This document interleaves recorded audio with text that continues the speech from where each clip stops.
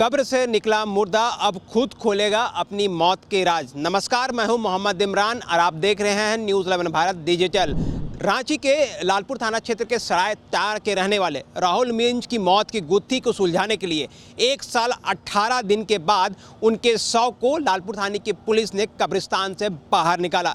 जी हाँ, यह पूरा मामला 1 साल पहले की है, जब 2 जून 2022 की रात्रि को अचानक राहुल मिंज की मौत एक शादी समारोह में मौजूद होने के दौरान छत पर मौत हो गई थी, जिसके बाद पूरे मामले की जानकारी मृतक के परिजनों को दी। लेकिन उस वक्त मृतक के परिजनों ने पूरे मामले पर जो है शादी समारोह की बात कहते हुए कई चीज़ों को ध्यान में रखते हुए टाल दिया। लेकिन घटना के फौरन बाद पूरे मामले में कार्रवाई की गुहार लगाते हुए रांची सहित कई लोगों से गुहार लगाई गई, जिसके बाद अब हाईकोर्ट के हस्तक्षेप होते ही 1 साल 18 दिन के बाद राहुल मिंज के शव को कब्रिस्तान से बाहर निकाला गया। बाहर निकालने के बाद फॉरेंसिक जांच के लिए भेजा जा रहा है, क्योंकि फॉरेंसिक जांच से ही राहुल मिंज की मौत की गुत्थी को सुलझाया जाएगा। इसी गुत्थी को सुलझाने के लिए आज रांची के शहर टाउन सीओ अमित भगत, लालपुर थाना प्रभारी ममता कुमारी सहित कई पुलिस पदाधिकारी मौके पर पहुंचे और शव को कब्रिस्तान से बाहर निकाला और फॉरेंसिक जांच और पोस्टमार्टम के लिए भेजा गया। इस दौरान टाउन सीओ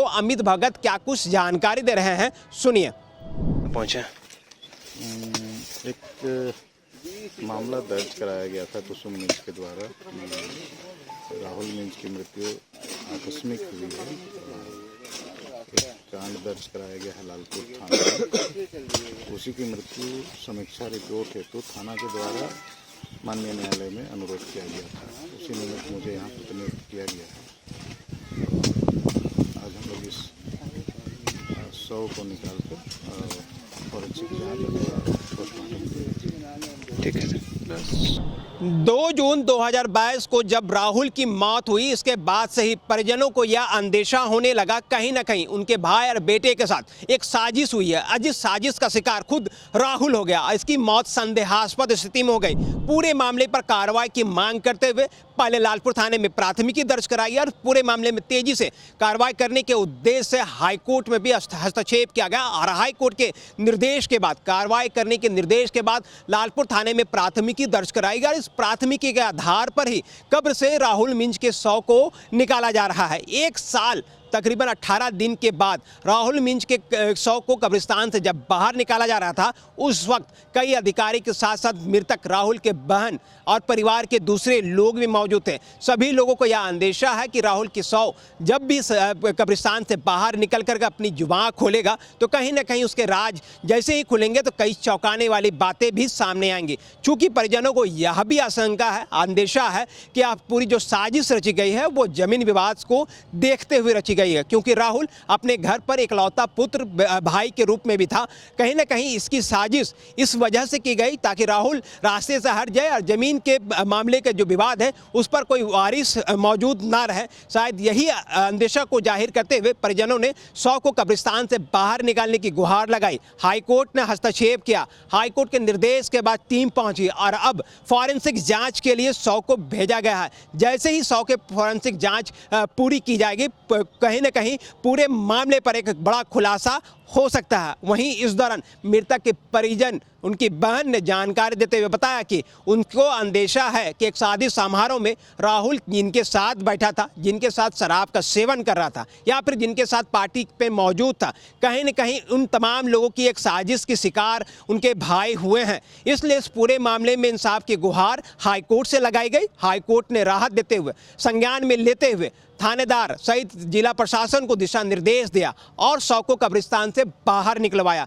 देखना है इस पूरी कार्रवाई के बाद क्या कुछ रिपोर्ट, फॉरेंसिक जांच, पोस्टमार्टम रिपोर्ट आती है और उसके बाद राहुल के इस मौत की गुत्थी को सुलझाने में रांची पुलिस किस हद तक सफल हो पाती है। इससे पहले उनकी बहन ने क्या कुछ कहा, हम वो सुनाते हैं ताकि इस पूरे मामले से आप भी रूबरू हो सके। हम लोग को इसमें शक बाद में कि किसी का मतलब उसका हत्या करवाया गया है, तो उसी की वजह से हम लोग कंप्लेन करवाए थे और कोर्ट का ऑर्डर नहीं आया था। कोर्ट का ऑर्डर था कि FIR करिए, तो उसी में पुलिस लोग को जवाब देना है, तो उसी पे कार्रवाई चल रही है।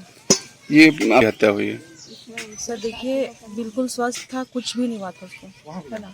और वहाँ पे सिर्फ शादी में सेलिब्रेट करने गया था, शादी में गया था और अचानक से पता चल रहा है कि ऐसा हो गया। और उसमें मतलब बॉडी का सिम्टम से कहीं नहीं लग रहा था कि ओवर ड्रिंक की वजह से हो रहा है या क्या हो रहा है। जीभ थोड़ा सा बाहर निकला हुआ था और दांत ये जॉ लाइन उसका पूरा टाइट था। लेकिन उस वक्त घर वाले लोग भी इतना इसको सीरियसली नहीं ले पाया और बाकी लोग इतना अफवाह फैलाया ना कि खुद से ही हुआ है, ड्रिंक की वजह से हुआ है, जो भी रीज़न बताया। लेकिन हाँ, बाद में इसके बारे में हम लोग को धीरे धीरे पता चला तो लोग कानाफूसी करके बताए हैं कि मतलब किसी का काम है, हत्या किया गया है। राहुल मिंज की मौत की गुत्थी को सुलझाने के लिए फॉरेंसिक रिपोर्ट और पोस्टमार्टम रिपोर्ट ही आधार बनेगा, लेकिन कहीं ना कहीं हर एक की जुबान पर है।